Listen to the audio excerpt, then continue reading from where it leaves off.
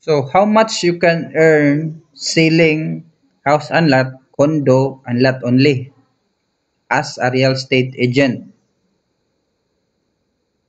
Naay duha ka earnings madawat nimo. Ang usa is incentive, cash incentive, ug ang usa commission or professional fee.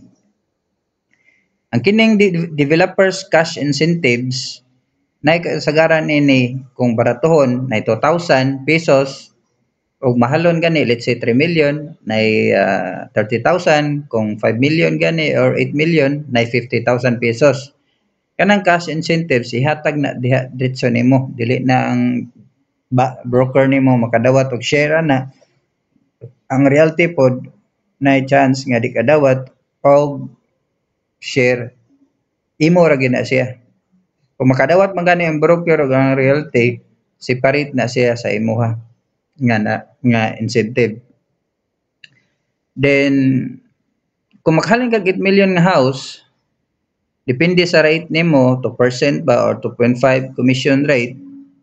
Ang imong madawat ana i-multiply lang nimo sa total contract price. For example lang diri sa ato which is 8 million times nimo og 2% commission rate nimo. So ang imong commission nga madawat is 160,000 pesos.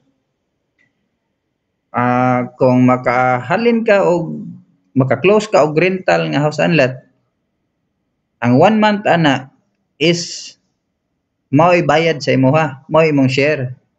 Pero dapat 12 months ang kontrata nga puy-an sa imong kliyente or sa tenant.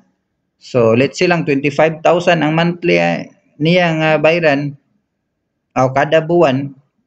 So 25,000 pod may imuhang commission.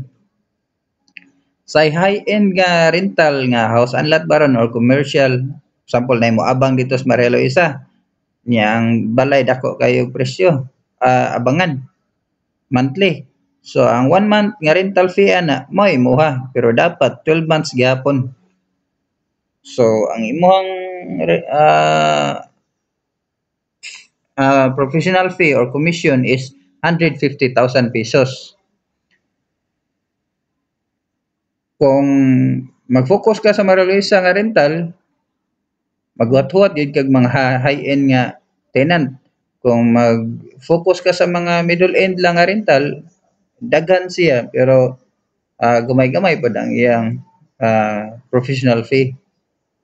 So ang sunod nga question is kanos aman ni hatag nimo ang cash incentives o commission. So ang incentive o commission madawat nimo gikan sa developer. Ang uban na 1 to 3 days pagkahuman jud sa reservation fee. Napoy uban developer nga mangayo sila documents before ihatag ang imong cash incentives. Ana kanindot ini kay like sa akong gisulti kung 3 million gani na kay madawat nga 30,000 depende lang kung unsang promo sa developer with regard sa ilang cash incentives. Ang commission madawat na nimo gikan sa realty firm sa inyong real estate agency. By schedule na siya after madawat sa developer. So ang developer mohatag mo release sa commission dito sa realty firm kay ang realty firm man ug ang developer mao'y naay contract, then ikaw ug ang realty naay kontrata. So ikaw mao'y tagaan sa realty firm sa imong share. Ikaw ang developer walay direct nga kontrata.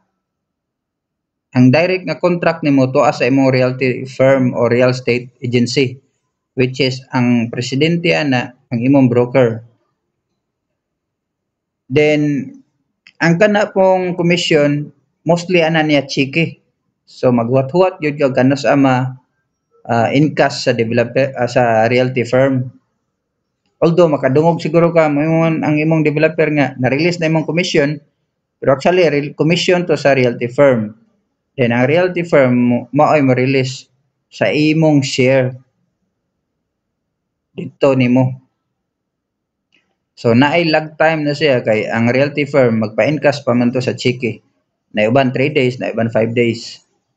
So sa ready for occupancy house and lot, ang commission ana, ang full commission na chance madawat nimo sa 3 to 6 months depende kung kanus on-site pamaagi sa developer. Kay na may ubang developer nga 6 months mao pa i-release sa full commission, na po uban private sellers or brokerage nga 3 months ra. Kung ang bahay gani construction pa, i-construct pa for construction, installment po ang imong commission ana. Depende sa terms sa payment. Let's say lang low cost imong gibaligya, baratohon. So, naiuban 12 months, naiuban 24 months, naiuban 36 months. So, 3 years ka maghuwat sa imong installment sa commission. So, mas maayo gyud tong mamaligya kag middle nga middle end nga balay or high end baron, let's say lang mga 8 million nga balay. So, although 2 years nimo paaboton imong commission, pero kada release dagko man pod imong commission within 2 years. Dili ingon nga 2 years pa nimo ka first makadawat, within 2 years na siya. So basically incentives o commission ang imong madawat gikan sa developer, gikan sa realty firm nga gikan pod na nadawat sa realty firm dito sa developer. By the way, ang commission rate dili ka makademand as agent. Di ka kademand dito sa imong broker. Pero kung ang realty firm mismo na ay naa siya commission rate nga naka-designate sa depende sa imong rank or level, mao na ang madawat nimo. Pero never sa real estate law nga mo demand or makademand ang agent. Dili na siya bati nga butang, pero tingali og makadungog ka nga ang uban magreklamo nga or mag-ingon sila nga ang ilang commission dapat dako, dili na siya pwede sa balaod. I-clarify lang na nako kay mo na kasagaran magubtan sa mga ahente.